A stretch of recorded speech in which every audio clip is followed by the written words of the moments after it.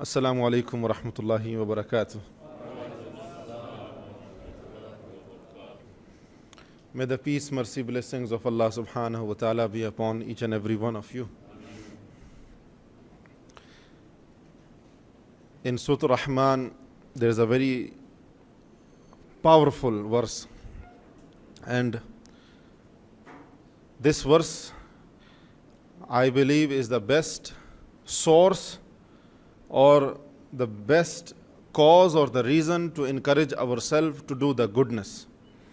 To do the goodness or amal salih or any good action which entails the pleasure of Allah subhanahu wa ta'ala. Very simple verse. Allah subhanahu wa ta'ala said in the Holy Quran, A'udhu billahi minash shaitanir rajim, Bismillahir Rahmanir Rahim. Hal jaza'ul ihsan illa al-ihsan. Hal jaza'ul ihsan illa al-ihsan. What does it mean? It means, now this thing that Allah has mentioned in this verse is in a question way. Allah is asking us. At the same time, He is telling us and then He is asking us to ask ourselves. Allah is saying to us that is there any reward of goodness except for the goodness? Is there any reward of kindness except for kindness? Is there any reward of forgiving others except that you're going to receive Allah's forgiveness in this dunya and as well as in the akhirah? That's what it means. Is there any reward of goodness except for goodness? So it's a promise. So in other words, for sure, there is an assurance in this verse. There is a guarantee in this verse that as long as we are on the path of righteousness, on the path of honesty, on the path of truthfulness, even if it is against our own nafs, even if it is against our own ego, our own desires, but if we remain firm on the path of righteousness, on the path of honesty and the truthfulness, Allah is going to reward you. Even if it is going to go against you, you're doing it for the sake of Allah, you're doing it for the pleasure of Allah, Allah is writing down your effort. Allah is writing down your endeavors. Allah is writing down your sacrifices, as long as it is done with the good and sincere and the pure intention. So this is the first thing we have established. What is that we established? That when we do good, good comes to us. When we do good, Allah is going to multiply that good with 70 and with 7,000, and we're going to see the reward of that good, the effects of that good in our heart, in our life, and in our family, in the society that we're living, in the community that we're living, in our business, in our sustenance. And at the same time, most importantly, we're going to see the huge, massive effects of that goodness on the Day of Judgment. That is a promise of Allah. So whenever you get any opportunity to do the good, my brothers and sisters, even if it is through your tongue, even if it is just by guarding your tongue, that is goodness itself. So goodness is not only doing the good, goodness is also when you stop yourself from wrong. You understood the point? Good deeds is not only when you perform the salat, good deeds are also when somebody is giving you the opportunity to commit the sin, but you're saying, no, I'm not going to indulge myself. That itself is the big jihad actually, a big form of the goodness. That is the pinnacle of piety and the pinnacle of the righteousness, where you are able to build this concept, where you are able to build that attitude within yourself, where that conscious always reminding you that no, this is not something aligned with the instructions and with the teachings of your Lord, the one who has created you. So that is also the good, my brothers and sisters. So when we do good, good follows us. This is something that you need to understand. Now I'm going to mention few hadiths in front of you. Number one hadith. Nabi Kareem sallallahu alayhi wa sallam said, it is transmitted by Imam Ahmad, hadith number 23074.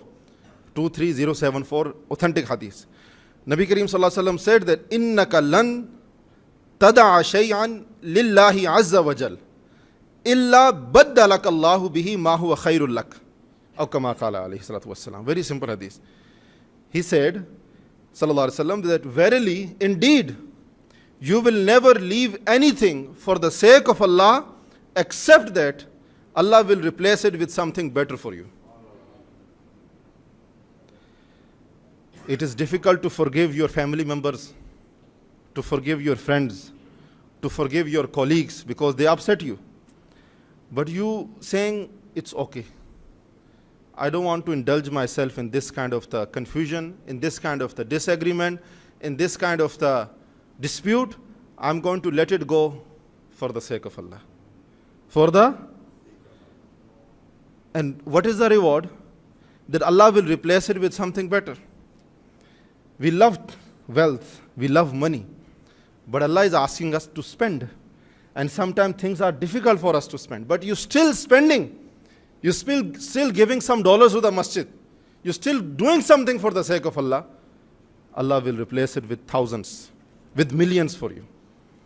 You just need to take the initiative. Initiative is never from Allah, remember this. We have this misunderstanding, misconception that Allah will guide me. Oh bhai, Allah will only guide you when you have that thirst of receiving that guidance of Allah. You understand the point or not? When you have that yearning, that burning desire within yourself that you really want to get up for the Fajr Salah, then and there you will get up for the Fajr Salah. You can't be asking people, make dua so that I can perform the Fajr. The way I was asking Brother Riyaz to make the dua for me, because overall dua, general dua, I can't expect from him that make the dua so that I can perform tahajjud. And I'm myself sleeping 12 o'clock, 1 o'clock in the morning, watching and doing this and that. How on earth I'm going to wake up 3 o'clock, 4 o'clock? So you have to make your personal endeavor, personal effort, then and there guidance will come to you, my brothers and sisters. So Nabi Kareem Sallallahu Alaihi Wasallam said that verily you will never leave anything for the sake of Allah, for the pleasure of Allah, except that Allah will replace it with something better for you. This is one thing. As I mentioned in the beginning, that remember, Allah do not waste our actions. When we do good, Allah is going to reward us. Sometimes it may be hard for us, hard on our heart. It's difficult on our heart to do certain things in our life for the sake of Allah. But remember, why are you doing it? Allah is writing the record for you. Allah is writing the record for you. Allah said in the Holy Quran, Surah Al-A'raf, verse number 119, the second last verse of Surah Al-Ma'idah. Allah said on the day of judgment, Allah will say on the day of judgment something very interesting. He will say, Haza yawmu yanfa'u sadiqina sidquhum. Allah will say, Allah will address to the people, to the believing men and to the believing women, and He will tell them that this is the day on which truthful will profit from their truth. This is the day on which truthful ones, they're going to receive the benefit, they're going to receive the profit from their truth, the truth that they lived with in this dunya. The honest one, they're going to receive the profit and the benefit because of their honesty. The generous one, going to receive the benefit and the profit through their generosity. The forgiving one is going to receive the profit, is going to receive the benefit through their compassion, through their ability of forgiving others for the sake of Allah subhanahu wa ta'ala, for the pleasure of Allah subhanahu wa ta'ala. This is the promise. You may be thinking that you're doing something which is difficult, and you thinking this is something very small, and I don't know if Allah is going to reward me, or if people are going to reward me, or if people are going to notice of this of my sacrifice, or this of my endeavor. But remember, Allah is noticing. Allah is writing, while you're doing those actions, Allah is writing it down, even if it is small things. For example, let's say you have a business opportunity, let's say you have an opportunity to make the money, to make the wealth. You just have to shuffle few things. You just have to move few things from here to there. But you know inside, this is wrong, this is haram. This money, this earning, this business prosperity I'm talking about, or my business partner is talking about, is through the haram doors, through the wrong platforms, through the wrong channels. So you telling to yourself that no, I can't do this. So you leaving this profit if it is $1 or 1 million, you leaving this profit because it is forcing you to indulge in the disobedience of Allah. When you're doing this for the sake of Allah, Allah is writing it down. Allah is writing the reward for you. And on the day of judgment, Allah will say, today is the reward for you, because you are honest, you were truthful with me. Truthfulness is not only with the people, truthfulness is also with Allah subhanahu wa ta'ala. We have to be right, we have to be accurate, we have to be up to the mark about the promise, about the contract that we made between us and Allah subhanahu wa ta'ala. So you're leaving it. And subhanAllah, this was the quality of Salafus Salihin. Salafus Salihin means a predecessor. They used to say that tarakna nisfal halal, that we used to give up half of the halal things just to protect ourselves from the haram things. We used to leave half of the halal thing, means that when we used to have any doubt in anything, although 99% we know is halal, we can adjust somewhere, but some doubt we have it, we used to give it up. Because we didn't want to even go closer to the haram things, to those things which are not legit, which are not permissible for us. So they said that we used to leave half of the halal things that Allah has did it for us, subhanAllah. This is the pinnacle of the piety and the righteousness, my brothers and sisters. Let me give you another example. For example, you loaned somebody, you're giving a loan to somebody, you loaned someone some money, and now the person is not giving you back, which is in most cases, when you give somebody, that's it. On the day of judgment, probably, the person is going to return you. That's another topic, inshallah, I'm going to indulge as well. Remember, on the day of judgment, Allah will say, Yawma yanfa'u sadiqina sidquhum. This is the day that the truthful one are going to benefit because of their truthfulness. So when you're taking the loan from somebody, you telling him or telling her, okay, within a month I'm going to return. And you making the promises, you signing the papers, you making the pledges, you saying it in front of 2-3 people. And now months passed, years passed, the person become grandfather as well, and you still owing him. And now, even now you want to give him back, you want to return her the money, you're saying, no, it was not 10,000, rather it was 7,000.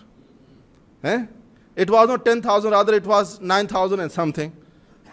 This is the case that many of you face, isn't it? So my brothers and sisters, first of all, this is not good. Absolutely, because ayatul munafiq salasa, the sign of a hypocrite are 3. 3, Even if you are performing 5 salah, and you have a big black mark on your forehead, and you have all kind of stretch marks on your entire body because of you performing the tahajjud salat as well, and your foot swollen because you made thousands of tawaf of Kaaba. But if you have these 3 things in you, you are munafiq. You are hypocrite. Highest level of hypocrite. What is these 3 things? Iza hadasa kazaba. When he talks, he lies. He sells his products, he sells his whatever the knowledge through lies. Good? Waida, whenever he makes the promises, he betrays the promises. Ask yourself. Betraying the promises is a cool thing nowadays. On a regular basis we do it. On a daily basis. And we tell to ourselves that no, is important to survive in the society. In a society, if you can't lie, if you can't fool, if you can't deceive people, you are not a good survival. For a survival in the society nowadays, you have to do these things. This is once again from the shaitan. Because shaitan runs in our veins, in our body, the way the blood runs in our veins, isn't it? So sometimes we try to justify for certain things, and we thinking that this idea or this opinion is produced and generated by me. But in reality, that is given by shaitan. That is produced and generated by the shaitan, isn't it? So, the sign of a hypocrite, when he talks, he lies. When he speaks, he lies. And when he makes the promises, he betrays those promises. And then, what is the third one? When he is entrusted with something, that he doesn't fulfill those trusts. So what I was saying, I was giving you the example. That you loaned someone a money and the person now don't want to give you back. And even if he wants to give you back, he's saying, it's done at 10,000, rather it's 5,000. So you're saying to yourself, no problem. Leave it as it is. I'm going to forgive it for the sake of Allah subhanahu wa ta'ala. For the pleasure of Allah subhanahu wa ta'ala. Don't you think Allah is going to reward you for this action and for this deed on the day of judgment? Yes, sometimes it's difficult for us. But we need to learn to do things for the sake of Allah. And when you will do it, Allah will replace it with something much, much, much better than that. This is what I mentioned earlier. We just have to build this conscious, we just have to build this concept, this belief that Allah is the one, hasbi Allah, Allah is the one. And وَيَرْزُقُهُ مِنْ حَيْثُ لَا يَحْتَسِبْ. He gives you the sustenance from there where you don't even expect actually. You have a deal, you have a business deal in front of you, but you realize in this business deal, some haram elements are involved. I'm going to make some haram money although that haram money is only few cents, few dollars. And shaitan may be telling you, and you yourself is telling you, okay, no problem, that's okay, it's just at $10, 100,000, but that's okay, man. I will make 30 million, 10 million, 5 million, and out of that I will give 1 million to charity. Shaitan, na? Good?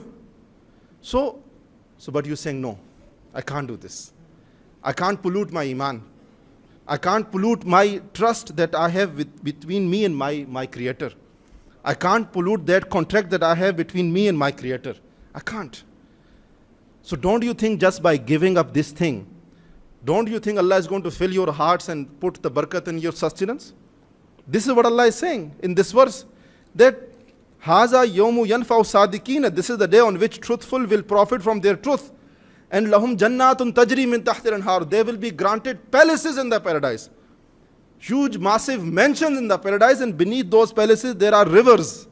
Subhanallah. And khalidina fiha abada, they will live, they will abide in those palaces forever. And zalikal fawzul azim, this is the true success.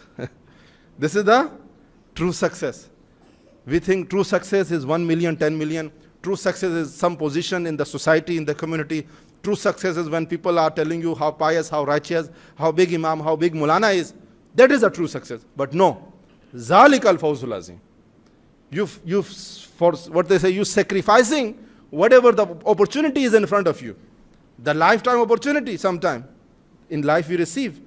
But we realize, no, in this some wrong is going on. But you sacrificing it for the sake of Allah. Allah will never waste it. Just remember that. Allah will never waste your efforts. While you're doing these things, angels are writing. Allah is recording it. And on the day of judgment, it will be shown to you. It will be shown to you, and it will become the reason of your delight and reason of your joy and happiness, my brothers and sisters. So do things for the sake of Allah, for the pleasure of Allah, and you will see how Allah will open the doors for you. وَيَرْزُقُهُ مِنْ حَيْثُ لَا يَحْتَسِبُ, Allah will give you sustenance from there where you were not even expecting. وَمَنْ يَتَوَكَّلْ عَلَى اللَّهِ فَهُوَ حَسْبُهُ, whoever truly rely on Allah, Allah is enough for him. You at least make the effort to rely on Him, na? Make the effort to rely on Him. And وَيَجْعَلْ لَهُ مَخْرَجًا, Allah will grant you the openings, or Allah will open the doors for you. Where you are surrounded by the darkness, where you are surrounded by different challenges, but you are firm that this is from Allah subhanahu wa ta'ala. I am pleased in all of my situations, in all of my conditions. You just being patient, and sooner or later Allah will open the doors. And you will even forget every pain and every suffering that you had. Every single one of them. You will not even think of those things. But patience is important. Ya ayyuhalladhina amanu ista'inu bis-sabri was-salah. You believers, seek my help. Ask my help with patience and with the salah, with the prayer. So do good actions, good deeds for the sake of Allah subhanahu wa ta'ala, for the pleasure of Allah subhanahu wa ta'ala. And same thing can apply to my brothers and sisters. For example, you have a dispute with your family member. Good? I just remember this point. Let's say you have a dispute with your family member, with your friend, and all kind of things are happening, all kind of disagreements are happening. But you're saying, no man, let me just exit from this situation. Let me just exit from this situation. Let me just not engage in this kind of a dispute. Let me just forgive him or whatever, to come out of this for the sake of Allah, for the pleasure of Allah subhanahu wa ta'ala. You will see how light you will feel, how good you will feel. Last night I was mentioning the hadith in the zikr session, that the one who refrain himself from disputes, especially with the family members, with the friends, although he is on right, although she is on haqq, but they still refrain themselves from engaging in such disputes, Allah will build the palaces for them in the middle of the paradise. Or Allah will, subhanallah, Allah will give them the highest palaces in the paradise, subhanallah. The authentic hadith of Nabi Kareem sallallahu alaihi wasallam, Sunan Abu Dawud, it is mentioned Sunan Abu Dawud, hadith number 4800. So educate yourself about these things, inshallah. Short and very small life we have. We don't have time, a believer don't have time to hate this one and to create some sort of rancor and the animosity and the jealousy in your heart for somebody and for this one. Live your life for the sake of Allah, for the pleasure of Allah subhanahu wa ta'ala. Any opportunity comes in your life where you can get closer to Allah, avail that opportunity. Even if it is hard on your nafs, on your soul, on your own desires, do it for the sake of Allah. And you will see how beautiful you will feel. How peaceful you will feel, inshallah. You will literally feel the tranquility or the sakina is descending upon you. So we ask Allah to make us among the sadiqeen. Allahumma ja'alna min as-sadiqeen. Ya Allah, make us among the truthful ones. Make us among those who promise those who fulfill their promises. Ya Allah, make us among those who guard their tongue. Ya Allah, make us among those who are honest in their transactions, in their business dealings. Ya Allah, make us among those who, Ya Rabbul Alameen, earn through the right channels, through the right platforms. And Ya Allah, make us among those who have the ability to say no when the haram is portrayed and beautified in front of them. Make these kind of du'as. This dunya is very appealing. Everybody love money, everybody want wealth, millions of dollars in the account, everybody want fame. But my brothers and sisters, the true fame is the fame of the hereafter. The true success is the success of the hereafter. The true wealth is the wealth of the hereafter, and zalik al-fawzul azim. We need to understand this. Zalik al-fawzul azim. If you miss out few checks, if you miss out few millions or few thousand, no problem. That's okay. As long as you are, at least you know, alhamdulillah, I'm doing what is pleased by my creator. The first option was mine, where I wanted such amount of money in my bank account, where I wanted such position in my life. That was my first option. But it didn't happen, it didn't occur, no problem. I'm going to choose the option which is by Allah subhanahu wa ta'ala, which is the second option. And anything that is happening in your life that you were not expecting, obviously it is happening through the will of Allah. So He is your master now. You should be more happy now because He is controlling your affairs now. In the first option, you were controlling. And in the second option, your creator is controlling. So who has the better ability to fix up your affairs? You or your creator? Tell me now. Creator. So, وَأُفَوِّدُ أَمْرِي إِلَى اللَّهِ. Say these things, which means I entrust my affairs to Allah subhanahu wa ta'ala. Although this family member of mine is backbiting me, slandering me, doing all kind of mischief to my children, but no problem, man. Let him do, let her do. I entrust my affairs to Allah. Let Allah intervene. Why you always want to change the result with your own hands? When Allah is saying, leave it on me, I will fix it. Because remember, Allah is not what they say, unjust. Allah is just, al-adil. And وَمَا كَانَ رَبُّكَ نَسِيًّا. Allah never forgets. People may forget the oppression that you faced. People may forget the oppression that the people of Gaza facing right now. The people of the Palestine facing. The world may, stop themselves and they pause and they don't even talk about it. But Allah, how on earth Allah is going to forget this? When Allah Himself, وَمَا كَانَ رَبُّكَ نَسِيًّا, your Lord never forgets. We have forgetful memory, but not Allah subhanahu wa ta'ala.